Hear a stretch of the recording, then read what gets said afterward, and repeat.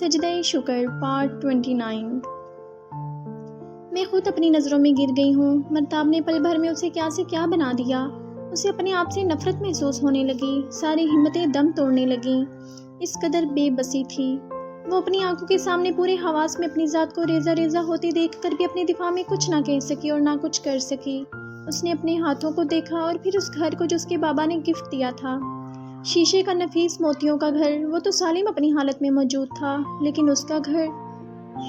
اس کی آواز آنسوں کے ساتھ ہی حلق میں اٹک گئی۔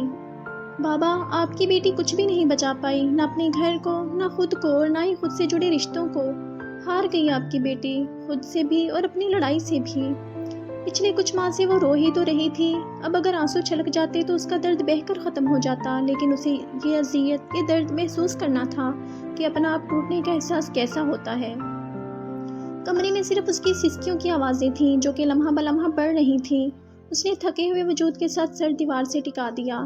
اس کی زندگی میں آنے والا طوفان سب کچھ ختم کر چکا تھا۔ اب دور تک سخت خاموشی تھی، فضا میں گہرا سکوت تھا۔ اس کا دم گھٹنے لگا۔ وہ فلیٹ سے باہر نکل آئی، سر چکائے فٹ پاتھ پہ چلتی رہی۔ اسے سکون چاہیے تھا جو کہیں کھو چکا تھا۔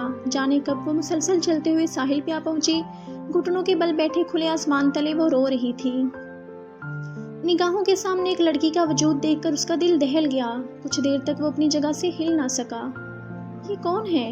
خاموش قدموں کی چاپ سے وہ ذرا قریب گیا۔ اپنے وجود کو ایک بڑی سی چادر میں چھپائے وہ رات کی اس پہر تنہا ساحل کنارے بیٹھی تھی۔ سامنے بنے ہوٹل کی جلتی بجھتی بتی سے اس کا چہرہ سیکنڈ کے لیے روشن ہوتا اور پھر تاریک۔ وہ اس کو دیکھ سکتا تھا، وہ لڑکی جس کی آنکھوں کے گرد گہرے کالے حلقے تھے، چہرے پہ برسوں کی تھکن کے آثار تھے، بال الجھے ہوئے۔ وہ بار بار سر ڈھانپنے کی کوشش کر رہی تھی اور بار بار ہوا کی تیزی سے اس کا دوپٹہ سرک جاتا۔ میری ذات بے حد اذیت میں ہے، میری روح میں آگ کی چنگاریاں ہیں جو میرے وجود کو جھلسا دیتی ہیں۔ اتنے اندھیرے میں بھی وہ اس کے لرزتے وجود کو محسوس کر سکتا تھا۔ میری ٹوٹی پھوٹی اور بکھری ہوئی ذات کے اس قدر حصے ہو چکے ہیں کہ اب اس کو سمیٹنا میرے لیے ناممکن ہے۔ میں کیا کروں؟ روؤں، چلاؤں، کیا کروں؟ ربی ربی ربی، میرے رب، اے میرے رب۔ وہ دھیرے دھیرے رب کو پکار رہی تھی۔ اللہ جی، مجھے سنبھال لینا، مجھے تھام لینا، میں ٹوٹ رہی ہوں، بکھر رہی ہوں۔ رب کے آگے سر تسلیم خم کرتے ہوئے خود کو جھکا لیا۔ وہ سکون چاہتی تھی، مگر ہر بار کی طرح یہ سجدہ بھی سکون سے آری تھا۔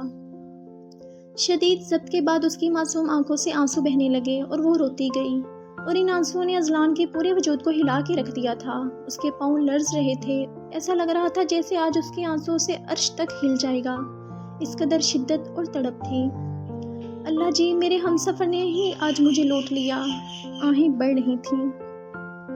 اس کا دل چاہا وہ اس کی طرف بڑھے، اس کو تھامے، لیکن ہمدردی کے دو بول کیا اس کا درد کم کرنے کے لیے کافی تھے؟ وہ کچھ بھی نہیں کر سکتا تھا۔ ایسے لگ رہا تھا جیسے وہ بہت دور مسافت تک چلی ہے اور اب تھک ہار کر قسمت کے ہاتھوں بے بس ہو کر تھک گئی ہے۔ انسان بعض اوقات تقدیر کے ہاتھوں کتنا بے بس ہو جاتا ہے کہ سوائے سکون کے اور وہ کچھ نہیں مانگتا۔ اپنے خیالوں میں کھوئے نہ جانے وہ کس دنیا میں پہنچ چکی تھی۔ رات ڈھلتی رہی، درد بڑھتا رہا، خواہشوں کی آتش میں دل جلتا رہا۔ وہ اس کا محافظ بنا اس سے دور ڈیسک پہ بیٹھا رہا۔ جینی سے منگنی ختم کرنا کوئی آسان کام نہیں تھا اور نہ اسے اپنے اندر کے احساس کے متعلق بتا سکتا تھا۔ اسی سلسلے میں وہ مولوی صاحب سے ملنے آیا تھا۔ رات کو اپنی گھٹن کم کرنے کے لیے چہل قدمی کے غرض سے ساحل پہ آیا تھا، مگر یہاں کا منظر دیکھ کر وہ ششدر رہ گیا۔ وہ اس لڑکی کو جانتا نہیں تھا اور نہ ہی کوئی واقفیت تھی۔ وہ اس کی حالت دیکھ کر اسے یوں اکیلے نہیں چھوڑ سکتا تھا۔ ساحل کنارے بنی مسجد سے تہجد کی اذان کی آواز آ رہی تھی۔ یقیناً یہ آواز مولوی صاحب کی تھی۔ جب وہ خیالوں سے لوٹ کر حال میں آیا تو اس بات کا اندازہ ہوا کہ وہ اپنے گھر نہیں ہے۔ جو یوں باہر رہتا، مولوی صاحب اس کے لیے پریشان ہوں گے۔ مسجد یہاں سے تھوڑے ہی دور ہے، میں نماز ادا کر کے جلدی لوٹ آؤں گا۔ خود سے ہم کلامی کرتے ہوئے مسجد کی طرف بڑھ گیا۔ وہ فجر کی نماز پڑھ کر واپس لوٹا تو نمل وہاں سے جا چکی تھی۔ ہلکی ہلکی روشنی پھیلنی شروع ہو گئی۔ وہ کچھ نہ کر سکا سوائے اس کے لیے دعا کرنے کے جو اس لمحے اس نے دل سے کی تھی۔ فلیٹ میں واپس آئی، اپنی کچھ ضروری چیزوں کو بیگ میں رکھا۔ ایک دفعہ پھر سے اس نے اپنا موبائل توڑ دیا۔ وہاں کچھ بھی ایسا نہیں تھا جو اس کو رلائے یا اس کے جانے میں آڑ بنے، مگر حال سے گزرتے ہوئے نظر سامنے پڑے شیشے کے گھر پہ پڑی۔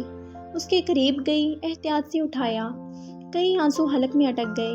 اس نے گھر کو ہاتھ سے چھوڑ دیا۔ دھڑام کی آواز کے ساتھ وہ چھوٹی چھوٹی کرچیوں میں بٹ گیا۔ ان پر سے گزرتی وہ ہمیشہ کے لیے وہاں سے چلی آئی۔ وہ ٹوٹ گئی تھی، مگر وہ کسی اور کو اپنی وجہ سے ٹوٹتے ہوئے نہیں دیکھ سکتی تھی، خصوصاً دیانا اور ماما کو۔ دیانا اس کے یوں بیگ کے ساتھ آنے پہ حیران تھی۔ نمل، سب ٹھیک ہے نا؟ اس نے فکر مندی سے پوچھا۔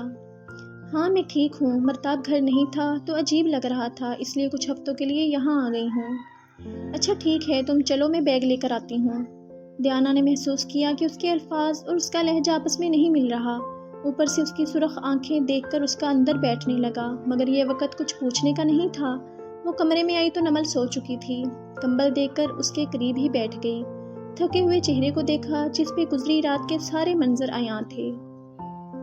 تمہارا شور تمہیں سکون نہیں لینے دے گا نمل، تم مر جاؤ گی۔ دیکھو میں تمہارے لیے چاہ کر بھی کچھ نہیں کر سکتی، تمہیں یوں دیکھ کر میں خود بکھر جاتی ہوں۔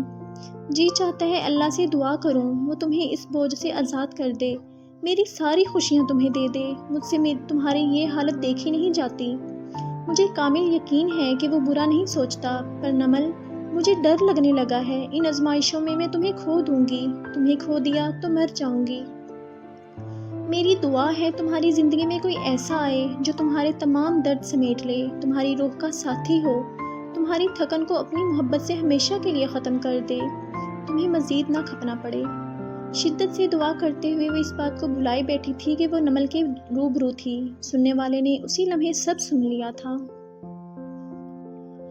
مرتاب فرار کی راہیں ڈھونڈنے کی ناکام کوشش میں لگا رہا۔ 2 دن بعد اس کے کیس کی سنوائی تھی۔ وہ پھر سے جیل میں جانے والا تھا۔ فلیٹ میں واپس آیا تو سب بکھرا پڑا تھا۔ نیچے آ کر ریسیپشن پہ اپنے فلیٹ کی صفائی کرنے کو کہا۔ ہال میں بیٹھے سارے معاملے کا بغور جائزہ لیتے ہوئے وہ اسی سوچ میں تھا کہ کس جگہ اس نے غلطی کی تھی جو پکڑا گیا۔ سارے کانٹریکٹس میں صرف سارمن میرے ساتھ تھا، اور تو کسی کو کانوں کان خبر نہیں ہو پاتی تھی۔ پھر پولیس کے ہاتھ وہ ثبوت کہاں سے لگے؟ سارمن ایسا نہیں کر سکتا، وہ تو خود ایک ملازم ہے۔ اس نے مجھے جیل بھجوا کے کیا کرنا ہے؟ سوچو میں ارتاش کال سے پڑا۔ امان کا فون تھا۔ کیسے ہو تایا، تمہیں یاد کر رہے ہیں، مجھ سے کہا کہ تم سے بات کروا دوں۔ امان نے بنا کوئی جواب سنے موبائل تایا کی طرف بڑھایا۔ بابا کیسے ہیں؟ مرتاب مخاطب ہوا۔ کیسا ہو سکتا ہوں؟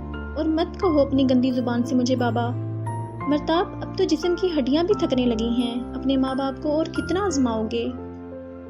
بابا کیا ہو گیا؟ وہ بکھلایا۔ انہوں نے سب کہہ سنایا۔ دن میں تارے نظر آنا کیا ہوتا ہے اسے آج محسوس ہو رہا تھا۔ ساری منصوبہ بندی سمجھ آئی تو آنکھوں میں وحشت لیے سٹپنی کے آفس پہنچ گیا، مگر وہاں اسے کسی نے اندر گھسنے نہ دیا۔ وہ لمحوں میں برباد ہو گیا تھا۔ نمل شام میں اٹھی تو خود کو بہت ہلکا محسوس کیا، یوں جیسے کندھوں اور روح سے کوئی بوجھ اتر گیا ہو۔ ارد گرد نگاہ دوڑائی، دیانا کمرے میں نہیں تھی۔ وضو کیا اور نماز ادا کی۔ دیانا ناشتے کی ٹرے لیے کمرے میں داخل ہوئی اور ٹرے اس کے سامنے رکھی۔ دیکھو آج تمہارے لیے میں نے اپنے سارے ضروری کام چھوڑے اور اتنے مزے کا تمہارا پسندیدہ کھانا بنایا۔ دیانا نے ایک ناگوار نگاہ سامنے ٹیبل پہ بکھرے کام پہ ڈالی۔ کوئی احسان تو نہیں کیا مجھ پہ؟ نمل نے کندھے اچکائے۔ جی بالکل، آپ پہ احسان کر کے بھلا مجھے کیا ملنا ہے؟ ہاں بس یہ کہ تم میرے ساتھ مل کر تھوڑا سا کام کروا دو، قسم سے میں تمہاری بہت احسان مند ہوں گی۔ دیانا نے اس کے آگے بے چارگی کے ساتھ ہاتھ جوڑے۔ اس کی معصوم شکل دیکھ کر کمرے میں نمل کی ہنسی گونجی۔ پاگل، اتنے ڈرامے کرنے کی کیا ضرورت ہے، میں ویسے ہی کر دوں گی۔ وہ چپ ہوئی تو دیانا اس کے سامنے اپنا کام لے کر بیٹھ گئی۔ نمل کو اس کی خاموشی خود پہ بوجھ لگنے لگی۔ دیدہ کوئی بات ہی سنا دو، کوئی اچھی سی جس کو سنتے ہی سکون مل جائے۔ اچھا جانتی ہو حضرت واثق کہا کرتے تھے، جو اللہ کے ہو گئے وہ کبھی گلہ نہیں کرتے۔ مجھے اس بات کی سمجھ نہیں آتی تھی، پھر جب قرآن پڑھا تو اس کے پہلے لفظ پہ میں ایسی الجھی کہ سب خود بخود سلجھ گیا۔ آسان الفاظ میں بتاؤ گی؟ الف لام میم، ایسے حرف جن کا علم اللہ جی نے کسی کو نہیں دیا۔ جانتی ہو اس میں بہت حکمت پوشیدہ ہے۔ ایک تو یہ قرآن کے معجزہ ہونے کی دلیل ہے، دوسرا اس سے یہ کہ ضروری نہیں ہر چیز کا ہمیں علم ہو، مگر اس پہ ایمان لانا انسان کے لیے لازم ہے، جیسے اچھی اور بری تقدیر کو بغیر سوچے سمجھے مان لینا، اور یہ بھی ضروری نہیں کہ ہر چیز ہمارے فہم میں آئے، اور یوں یہ بتا کر سوال کرنے سے بھی منع کیا ہے۔ بعض اوقات ایسے حالات بن جاتے ہیں کہ ہم اللہ جی سے بہت شکوے کرتے ہیں، بہت لڑتے ہیں، ایسا کیوں ہوا، یہ کیا ہے، یہ کس لیے ہے، وغیرہ وغیرہ۔ اس لیے سوالوں کی بجائے ہمیں خاموش رہنا چاہیے، اس میں نجات ہے، اور اللہ جی تو ویسے بھی صبر کرنے والوں کے ساتھ ہیں۔ ایک مسکراہٹ نمل کی طرف اچھالی۔ درد یوں ہی بڑھتا گیا، زخم مزید گہرے ہوتے گئے۔ نمل نے سائڈ ٹیبل پہ پڑا باکس اٹھایا اور اس کی نگاہوں کے سامنے کیا۔ دیانا، زندگی اس الجھے ہوئے پزل باکس کی طرح ہو گئی ہے، کیا کروں، کوئی راہ دکھائی نہیں دیتی۔ دیانا کی آنکھیں نم ہو گئیں۔ جانتی ہو، ایک وقت تھا جب مجھے لگتا تھا کہ ماما، بابا اور امان کے بغیر میری زندگی نامکمل ہے، ان کے بغیر مجھے سانس تک نہیں آتا تھا۔ ایک لمحے کے لیے بھی سب آنکھوں سے اوجھل ہو جاتے تھے تو لگتا تھا میرا یہاں کوئی نہیں ہے، مگر دیکھو وقت بدل گیا، اور پھر ان کے بعد میں نے مرتاب کو اپنا سب کچھ مان لیا۔ کبھی کبھی خیال آتا کہ مرتاب جیسا بھی ہے میرا سائبان ہے، جس کے بغیر شاید میری موت ہو۔ دیانا، اس نے مجھے چھوڑ دیا، مجھے کہا میں چلی جاؤں، کبھی واپس نہ آؤں، وہ میری شکل نہیں دیکھنا چاہتا۔ اس حالت میں اس نے بے آسرا مجھے گھر سے نکال دیا۔ دیانا نے دیکھا اس کی آنکھوں میں آنسو نہ تھے۔ دیکھو، میں زندہ ہوں، میری سانسیں چل رہی ہیں، کچھ بھی تو نہیں بدلا، وہ مضبوط لہجے میں سب کہہ رہی تھی۔ میں اگر اغوا ہوئی بھی تو اللہ نے مجھے فاتح بن کر لٹایا تھا، میری عزت کو ہر طرح کے شر سے بچا کر۔ پھر اس نے میرا کیوں یقین نہ کیا، وہ کیوں چلایا مجھ پر، اس نے مجھے جانے کے لیے کیوں کہا، کتنی منتیں کی، کتنے واسطے دیے، مگر وہ میری ذات کو روندتے ہوئے آگے بڑھ گیا، وہ چلا گیا۔ میں نے اسے کچھ بھی نہیں کہا، اس نے مجھے کہاں کچھ کہنے کے قابل چھوڑا تھا۔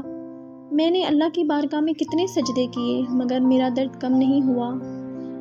مجھے شکوے نہیں کرنے، آج سب کہہ دوں گی تو میرا صبر آئے گا جائے گا، مجھے فرق نہیں پڑتا کسی کے ہونے سے۔ اللہ کی زمین بہت بڑی ہے، اللہ کی رحمت بہت ہے، میں جانتی ہوں وہ مجھ پر بہت مہربان ہے، میں اس کے ساتھ رہ لوں گی۔ مجھے صبر کی تلقین مت کرنا، اللہ نے مجھے سمندر جتنا صبر دیا ہے۔ ہاں میں ٹھیک ہوں، تم میری فکر مت کرنا، وہ میرے ساتھ ہے۔ وہ کھوئے ہوئے جانے کیا کچھ کہہ رہی تھی، بیڈ کے ساتھ ٹیک لگائی اور آنکھیں موند لیں۔ دیانا نے خاموشی سے اس کے گھٹنوں پر سر رکھ دیا۔ اس ناول کے نیکسٹ پارٹ کے لیے ہمارے چینل کو سبسکرائب کریں، اس ویڈیو کو لائک کریں، شیئر کریں اور کمنٹ باکس میں اپنی رائے کا اظہار دیں۔ شکریہ، اللہ حافظ۔